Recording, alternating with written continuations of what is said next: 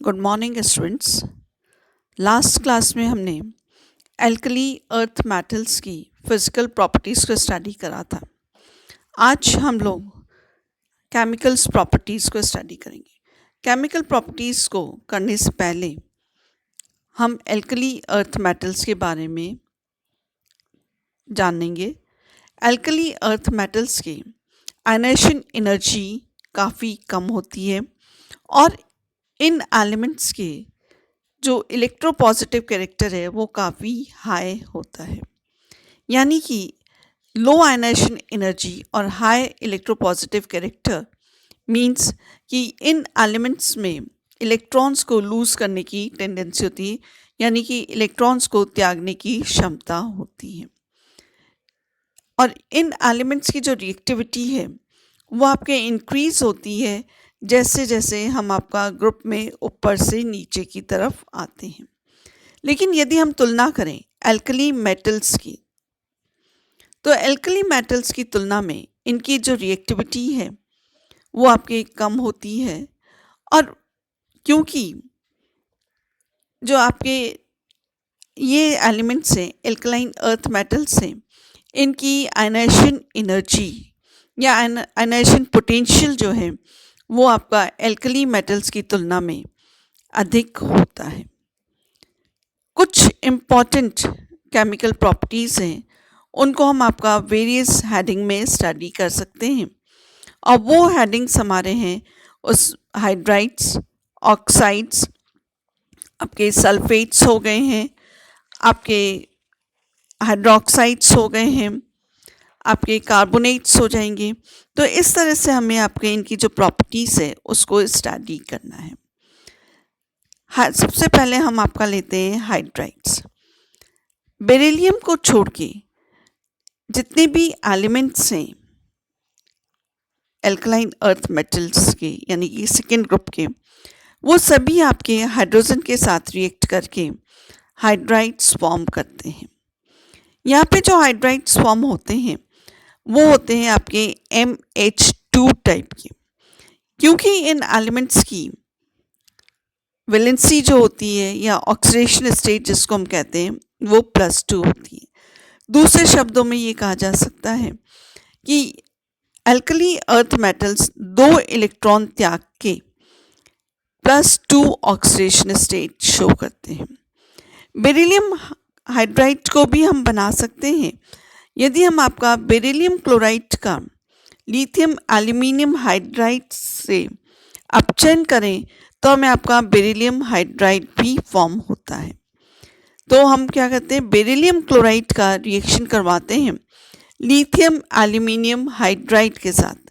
Lithium aluminium hydride होता है LiAlH4। तो बेरिलियम क्लोराइड के साथ लिथियम एल्यूमिनियम हाइड्राइड अभिक्रिया करके हमें आपका बेरिलियम हाइड्राइड बनाता है, यानी BeH2 बनेगा। इस अभिक्रिया में आपके जो बाय प्रोडक्ट्स बनेंगे वो हमारे होते हैं लिथियम क्लोराइड और एल्यूमिनियम क्लोराइड। हाइड्राइड्स के जो कैरेक्टरिस्टिक्स होते हैं वो हमारे इस तरह से होते हैं। मैग्नीशियम हाइड्राइड जो है MgH2 जो है वो आपका कोवलेंट इन नेचर होता है, जबकि आपके कैल्शियम हाइड्राइड, स्ट्रोंशियम हाइड्राइड और बेरियम हाइड्राइड्स जो होते हैं वो आयनिक नेचर के होते हैं। कैल्शियम हाइड्राइड को हाइड्रोलिथ भी कहा जाता है। तो अगर शॉर्ट आंसर से पूछा जाए calcium hydride is also known as, तो उसका आंसर होगा हाइड्रोलिथ। हाइड्राइड्स जो होते हैं ये आपके हाईली रिएक्टिव होते हैं पानी के साथ, और ये हाइड्रोलाइज होके या जो हमें आपका करस्पॉन्डिंग हाइड्रोक्साइड्स फॉर्म करेंगे और इसमें हाइड्रोजन गैस इवॉल्व होती है। तो जब आपका मेटल हाइड्राइड जो है MH2 आपका वाटर के साथ रिएक्ट करके हमें फॉर्म करता है M+2 आयन, OH आयन और हाइड्रोजन गैस इसमें आपका निकलती है। ना इसमें हम आपका एग्जाम्पल ले सकते हैं, कैल्शियम हाइड्राइड का ले सकते हैं। तो कैल्शियम हाइड्राइड जब आपका वाटर के साथ रिएक्ट करता है तो हमें इसमें आपका कैल्शियम आयन, हाइड्रोक्साइड आयन और हाइड्रोजन गैस हमें निकलती है। इसके बाद हमारे पास आता है सेकेंड प्रॉपर्टी ऑक्साइड्स की। ऑक्साइड्स जो हैं आपके जो ऑल एल्कली अर्थ मेटल्स जो ऑक्सीजन के साथ रिएक्ट करके ऑक्साइड्स फॉर्म करते हैं, लेकिन बेरिलियम, मैग्नीशियम और कैल्शियम के जो ऑक्साइड्स बनते हैं वो मोनो ऑक्साइड्स फॉर्म होते हैं, जबकि आपके स्ट्रोंशियम और बेरियम के जो ऑक्साइड्स बनेंगे वो आपके परऑक्साइड्स फॉर्म होंगे। यानी कि जो मोनो ऑक्साइड्स बनेंगे उसका फॉर्मूला रहेगा MO, और परऑक्साइड जो फॉर्म होते हैं उसका फॉर्मूला रहता है MO2।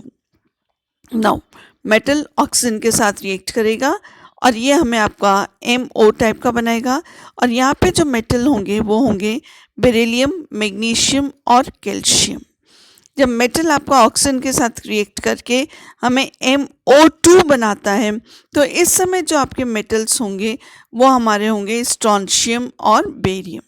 Mono oxides of these elements यानी कि आपके एल्कलाइन अर्थ मेटल्स के जो मोनो ऑक्साइड्स हैं उनको हम आपका बना सकते हैं जब हमारे आपके मेटल कार्बोनेट जो है उसका डिकम्पोजिशन किया जाए, उसका आपका आपको डिकम्पोज करें तो उसमें हमें आपका बनता है मोनो ऑक्साइड। या और इस अभिक्रिया के दौरान उसमें कार्बन डाइऑक्साइड गैस निकलती है। तो मेटल कार्बोनेट को जब हम हीट करते हैं तो वो हमें आपका डिकम्पोज होके मोनो ऑक्साइड बनाएगा मेटल का, और वो हमें क्या होगा MO टाइप का बनेगा, और इस अभिक्रिया के दौरान कार्बन डाइऑक्साइड गैस निकलती है। ऑक्साइड्स के जो आपके बेस कैरेक्टर्स होते हैं वो हमारे आपके हैं, ऑक्साइड जो होते हैं ये आपके हाईली स्टेबल होते हैं क्योंकि इनकी लेटेस्ट एनर्जी काफ़ी अधिक होती है। बेरिलियम ऑक्साइड जो है वो आपका एम्फोटेरिक इन नेचर होता है, जबकि दूसरे जो आपके ऑक्साइड्स हैं वो हमारे आपके बेसिक इन नेचर होते हैं। बेरिलियम ऑक्साइड जो है वो आपका हाइड्रोक्लोरिक एसिड के साथ अभिक्रिया करके बेरिलियम क्लोराइड फॉर्म करता है, दैट इज़ BeCl2 बनेगा, और इस अभिक्रिया के दौरान आपका वाटर निकलता है। जब ये हमारा आपका बेरिलियम ऑक्साइड सोडियम हाइड्रोक्साइड के साथ रिएक्ट करता है तो हमें सोडियम बेरिलेट मिलता है, उसका फॉर्मूला होता है Na2BeO2 होता है, और इस अभिक्रिया के दौरान भी हमारा वाटर इसमें से इवॉल्व होता है। बेरिलियम ऑक्साइड और मैग्नीशियम ऑक्साइड्स जो हैं आपके इनसॉल्युबल रहते हैं, और एज दीज आपके जो ऑक्साइड्स हैं इनकी जो लेटेस्ट एनर्जी होती है वो काफ़ी अधिक होने की वजह से ये आपके पानी के अलावा दूसरे सॉल्वेंट्स में भी इनसॉल्युबल रहते हैं। जबकि दूसरे जो ऑक्साइड्स हैं वो आपके वाटर में सॉल्युबल होते हैं, और जब वो आपके सॉल्युबल होते हैं तो उसमें हमें आपके हाइड्रोक्साइड्स फॉर्म होते हैं, और इस अभिक्रिया के दौरान यानी जब मेटल ऑक्साइड जब पानी में आपका डिसॉल्व होता है तो इस अभिक्रिया के दौरान इसमें हीट निकलती है, यानी कि ऊर्जा इसमें से निकलती है। इसके बाद आता है hydro oxides. Hydro oxides of alkali earth metals are formed by the dissolving metal oxide in water or by the reaction of these elements with water।